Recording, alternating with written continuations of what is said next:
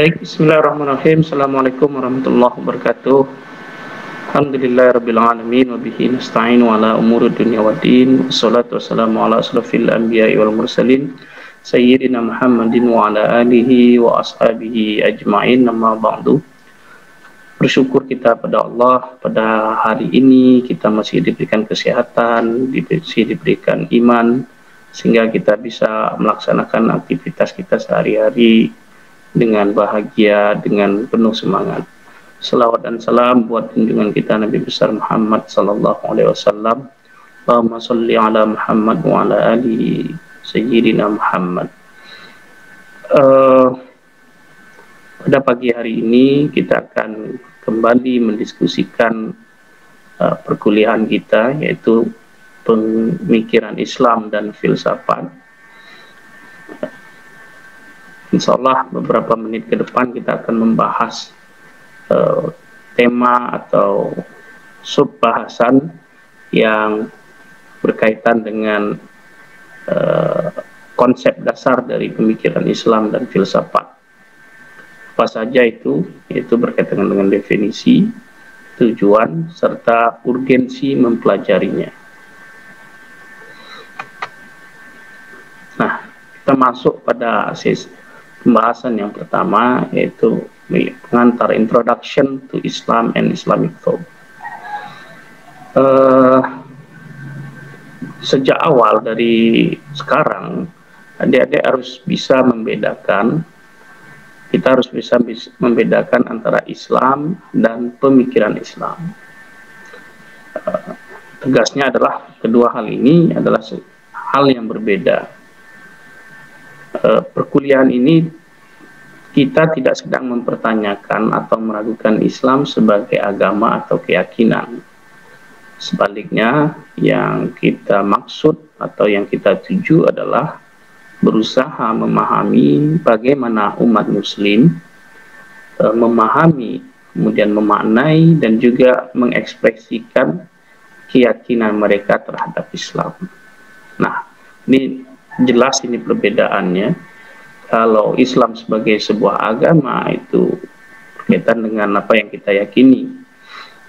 Nah, kita tidak sedang mendiskusikan wilayah keyakinan, akan tapi kita sedang hendak mendiskusikan atau memahami bagaimana umat Islam dulu maupun hari ini memahami, kemudian memaknai serta mengekspresikan keyakinan mereka terhadap Islam itu sendiri. Nah, pertanyaannya kemudian adalah, apa itu Islam? Secara bahasa, Islam terambil dari bahasa Arab, yaitu al-Islam, yang arti aslinya adalah damai, peace, to enter into peace. Jadi, kata Islam itu secara akar katanya itu bermakna, aslinya itu bermakna sebagai kedamaian, masuk ke dalam kedamaian. Nah, dari kata yang sama terbentuklah kata aslama yuslimu islaman, yang artinya adalah berserah diri kepada kehendak Tuhan Allah yang Maha Satu, Allahu Ahad. Nah, ini definisi yang umum kita bisa temukan dalam berbagai referensi. Ada juga yang memahami, memaknai kata Islam itu sebagai itu submission. Artinya kepasrahan secara total terhadap apa yang sudah digariskan di dalam ajaran Islam. Profesor Ahmin Haji dalam bukunya Agama, Islam, dan Ilmu menjelaskan bagaimana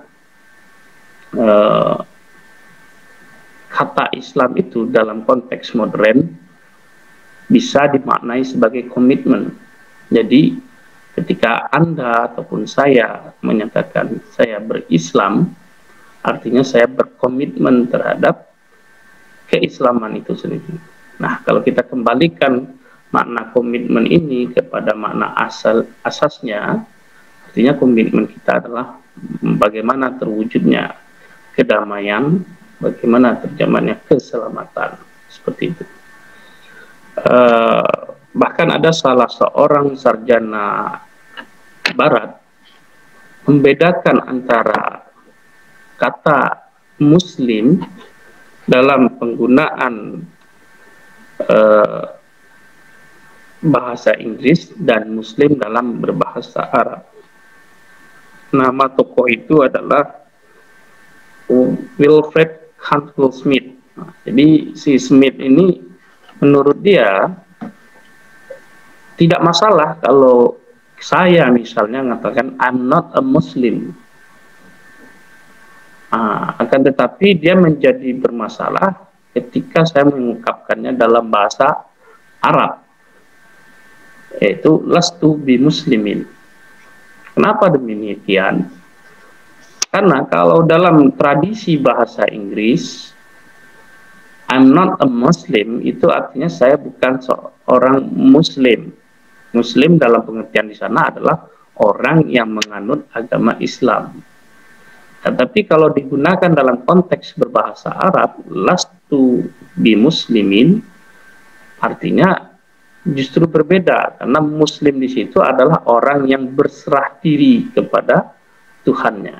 Nah, ini makna secara umum, secara generik dari kata Islam.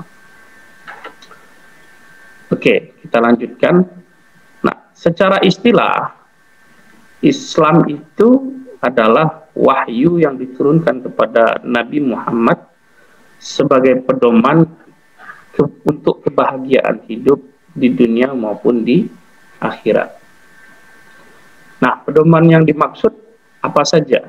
Yaitu meliputi akidah, ibadah, akhlak, muamalat, dan aturan-aturan hidup lainnya. Nah, itulah sebabnya dalam nanti kita akan juga mendiskusikannya lebih lanjut. Salah satu karakteristik dari ajaran Islam dan tentunya pemikiran Islam itu adalah bersifat universal.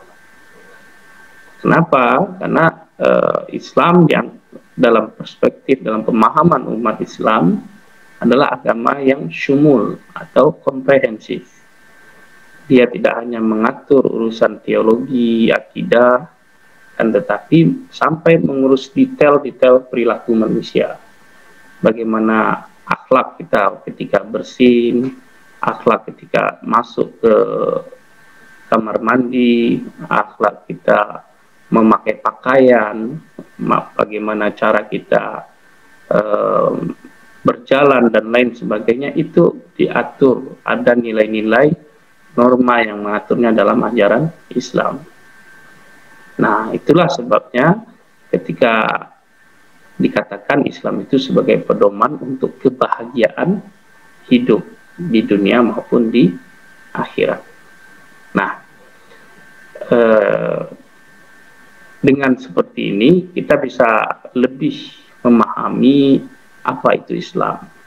Bila sebelumnya adik-adik memahami Islam itu adalah agama, kemudian Islam itu keyakinan, ya, hari ini kita bisa mendapatkan pemaknaan yang lebih simpel, lebih sederhana, namun mendalam, yaitu bahwa Islam itu adalah kedamaian, kepasrahan, berserah diri kepada kehendak Tuhan.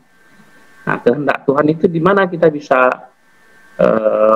ketahui, yaitu di dalam Al-Quran dan hadis.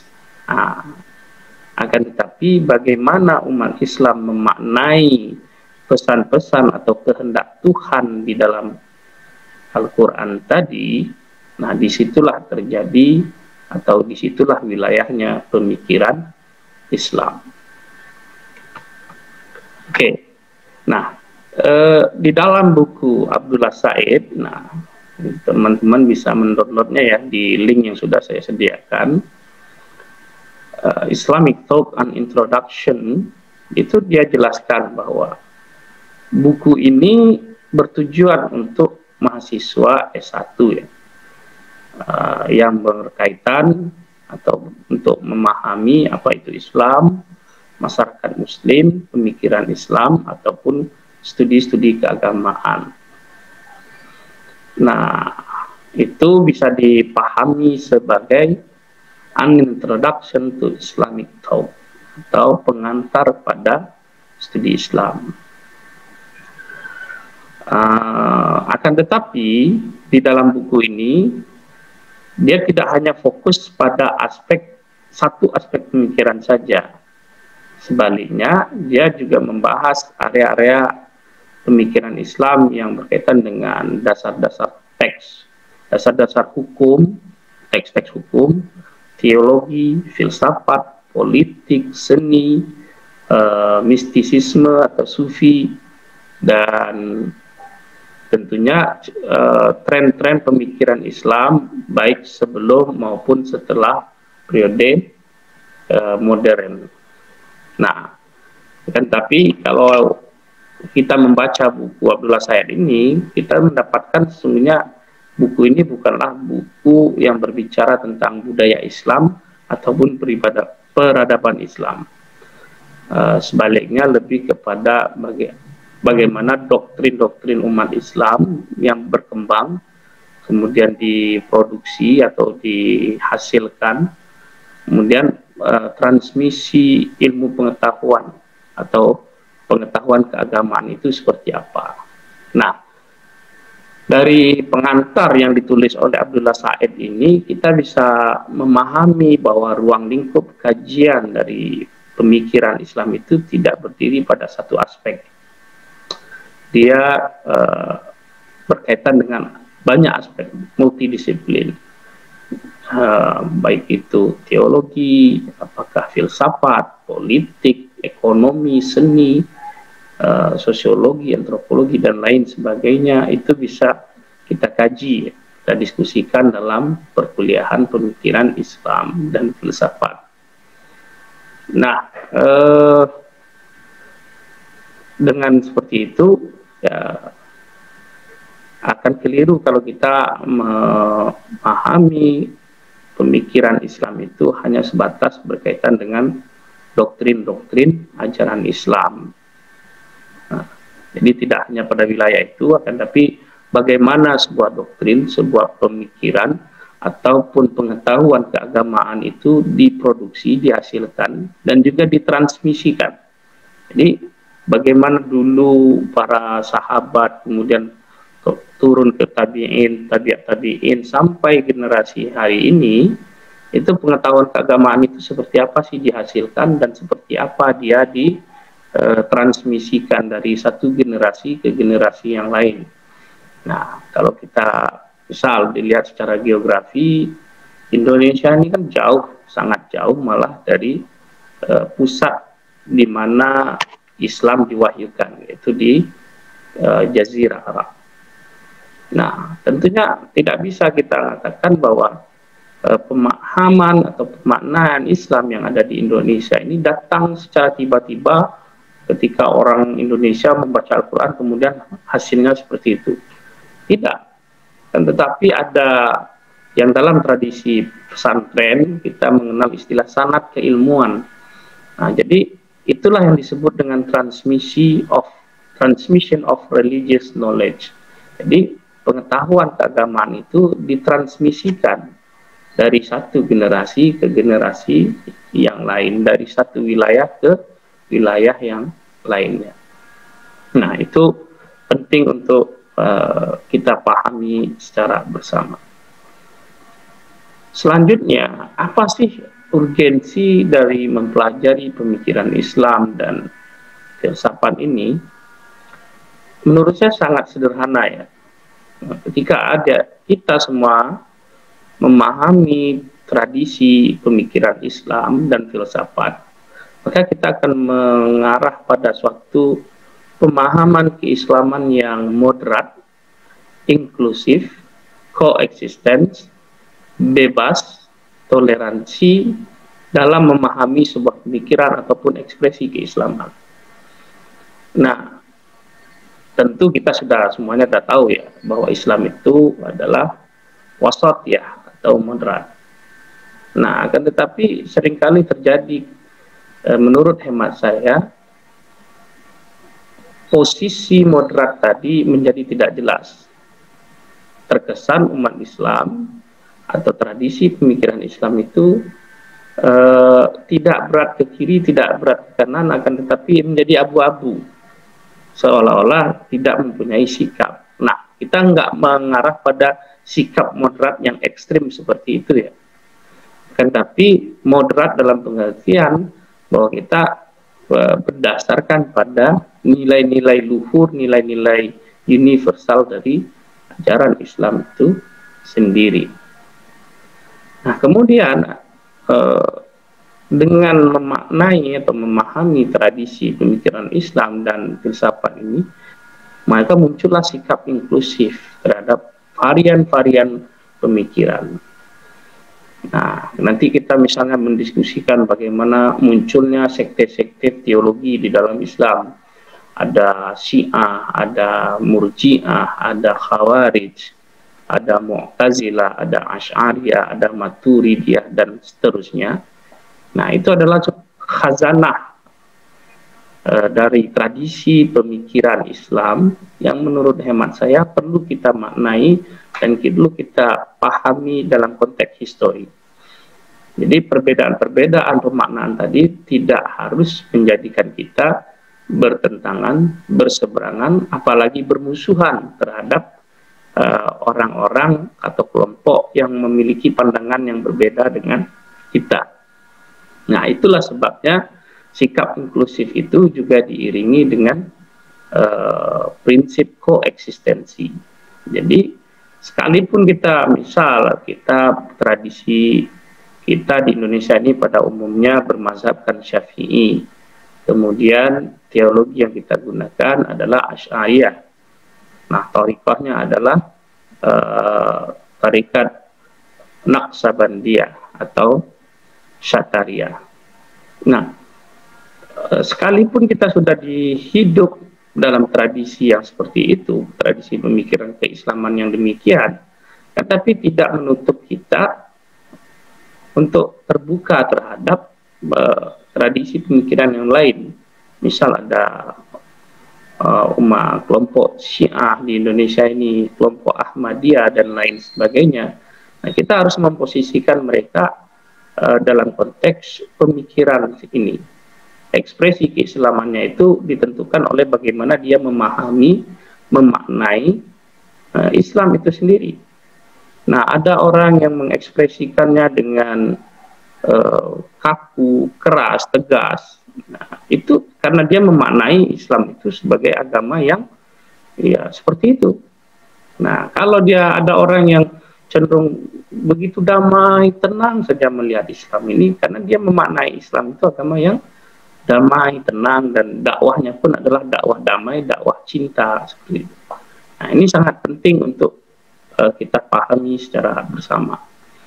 Nah, selanjutnya adalah bebas. Jadi pemikiran Islam itu menggunakan prinsip kebebasan. Namun kebebasan tadi dalam tradisi Islam sesungguhnya melekat padanya itu adalah hudud atau batasan-batasan. Kita bisa melaksanakan apapun karena adanya kebebasan. Tapi karena kebebasan tadi kita memiliki keterbatasan terhadap apa yang hendak kita pikirkan ataupun apa yang hendak kita lakukan. Misal, nah ini adalah hukum alam ya, kita tidak bisa menghindar dari itu. Anda mau sebebas apapun, Anda dibatasi oleh kebebasan Anda tadi. Nah, seperti itu. Nah, dari situ sekalipun ada kebebasan dalam berpikir, kemudian melahirkan suatu sikap toleransi. Kita bisa bertoleransi terhadap perbedaan. Sederhananya saling tetap menghargai terhadap segala bentuk perbedaan, even perbedaan tadi sangat bertentangan dengan apa yang kita yakini. Nah, ini toleransi. Nah, jadi jelas sekali dia bertentangan dengan kita, seberangan, tapi kita tetap menghormati, tetap respect terhadap pandangan-pandangan yang berbeda tadi.